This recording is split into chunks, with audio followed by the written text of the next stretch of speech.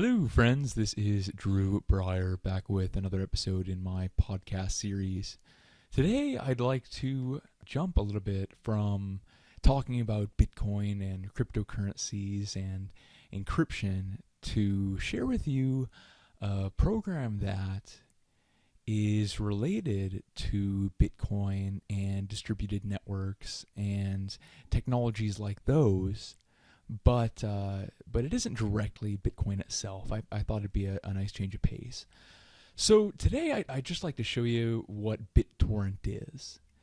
And to start, I'd just like to point your attention towards one thing that's unique about Bitcoin.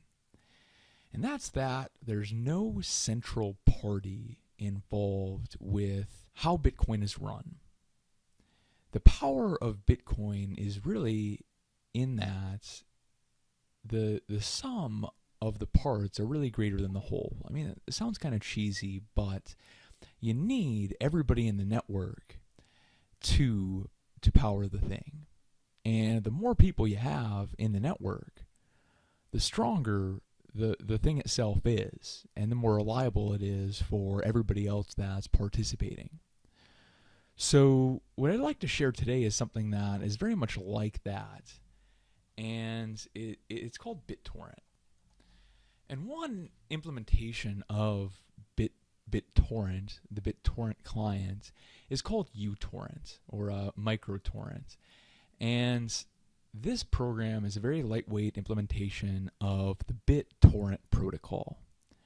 So when we were dealing in Bitcoin and with implementation of the Bitcoin protocol, what we were doing is we were using a program to kind of talk to the network.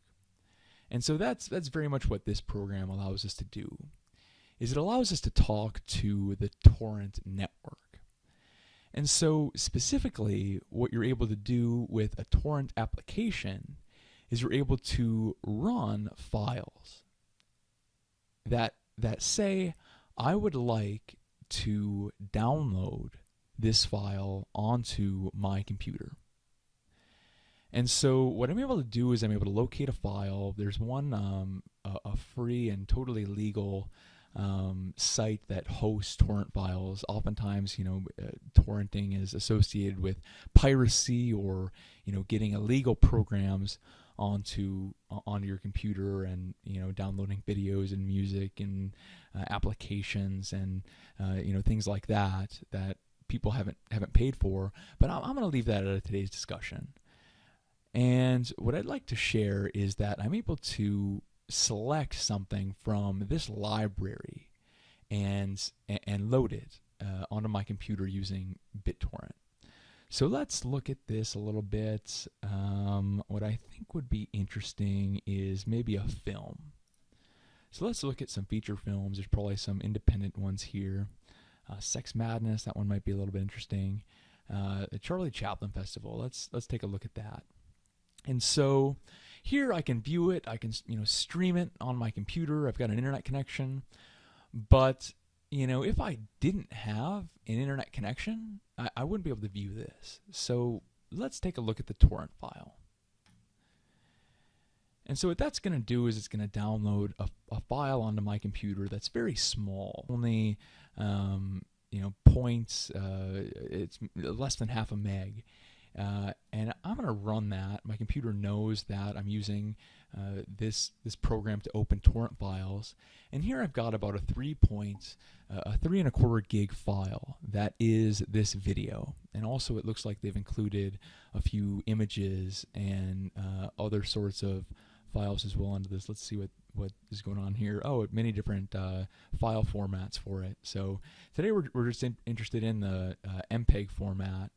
And I'm going to give it a folder to download to. Let's just put it on my desktop. And so I can select that, give it a name, but I'm just going to hit OK. And so to illustrate the power of this and why BitTorrent is so relevant to accessing a file on the internet, which is such a fundamental thing to do, downloading it from a single server would place a certain amount of demand on that server that is contingent on that server having the available bandwidth to get it to me very quickly. But what I'm able to do with BitTorrent is I'm able to access this file from everybody else that has this on their device and that is sharing it, or the term that BitTorrent uses is seed, to seed that file to the network. I've got some selections, and I can see some certain things that are happening while this hour and 17-minute file or hour and 17-minute video downloads. And so here are all the files. Actually, I'm only downloading this one, so it can show you the number of pieces I've got from it here. I can see some information, some comments, and the download speed as well. But what I'd like to really draw your attention to is the number of peers I'm accessing this file from. So it looks like there's about 4 people, and oftentimes in popular torrents downloads, you can see upwards of 100 different peers that you can access the file from. But here I can see what client they're using. I can see how much of the file they have, and then I can also see my speed related to specifically that node. So here I'm getting several others as the network is aware of my need for this file. I can see how many parts of the file I've requested. I can see what trackers are loaded here. So this is the site that would actually announce my request to get this file from the network, as well as I can see my speed too. So it looks like my speed is exponentially increasing here as I'm connecting to more peers in the network. So I would expect this to continue to go up as well as the peer list continues to populate. And so what I'm also able to do is I can see how many parts of the file I've gotten. I can see here in the information how many parts of the file I've gotten. So here it looks like I've gotten about 20% of the file already. And here's the availability of that file. So this is a lot of this is white because I'm only requesting one specific file from the torrents, from the number of files that are available through this torrent. So this is all that I want, and it's all available to me because I can see here I have several peers that have 100% of the file. And what's interesting is that I don't have to get this file in a linear format. I don't have to load the file by first watching the beginning part of the movie and only subsequently downloading that file as the movie progresses. I can grab any part of this file from any person in the peer network. So this is grabbing parts as they become available, and it loads extremely quickly. Look at how quickly this download is going. I'm getting a download speed of about 2 megs per second, and given the amount of peers that I have, that's very quick. If my internet connection was faster, this download speed would be faster. And I think that my download speed max is I've got about 55 megs down, so I've got about 6.2 megabytes per second that I could possibly access given the constraints of my internet speed. But I can see that I'm getting this very quickly. And also the load that I'm placing on the network has been distributed to all of these different peers that are fat and happy pieces of the file that have been made available to me. So I'm not going to wait for this to load, although it will load onto my computer in about 30 seconds. I can see here all of the nodes in the Bitcoin network right now that are taking transactions and verifying those and making them accessible to the rest of the world. So here I can see that in the United States, nodes are becoming fairly common. There's about 2,300 nodes in the US. In Europe as well, it's extremely popular. We also see in Australia down here. But as this continues to fill out, as I believe it will in the next several years, next several months, this is always getting more popular. Looks like our file is done. As this continues to get more popular, we're going to see an extremely robust network that doesn't rely on any single source of organization or any single source of authority. And we can see that each one of these nodes is just as powerful as any other. So I can join the network myself. I can run a node. I mean, we've already seen that I have that capability for my device. I mean, whether my node's on or off, the network is extremely robust.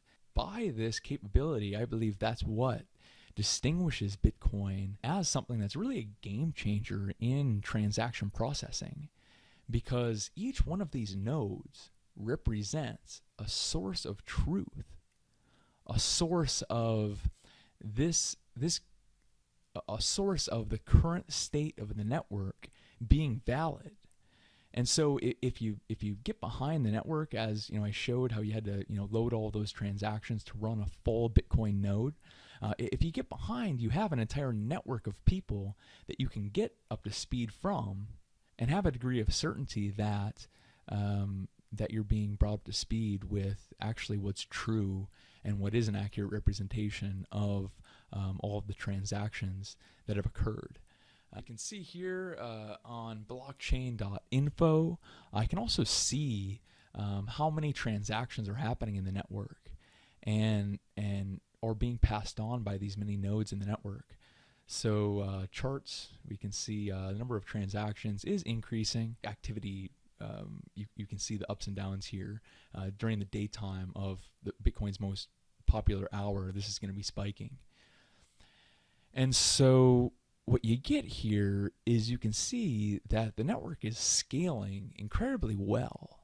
We're seeing transactions to the tune of 133,000 a day being passed on by these many nodes. And we can also see here the hash rate.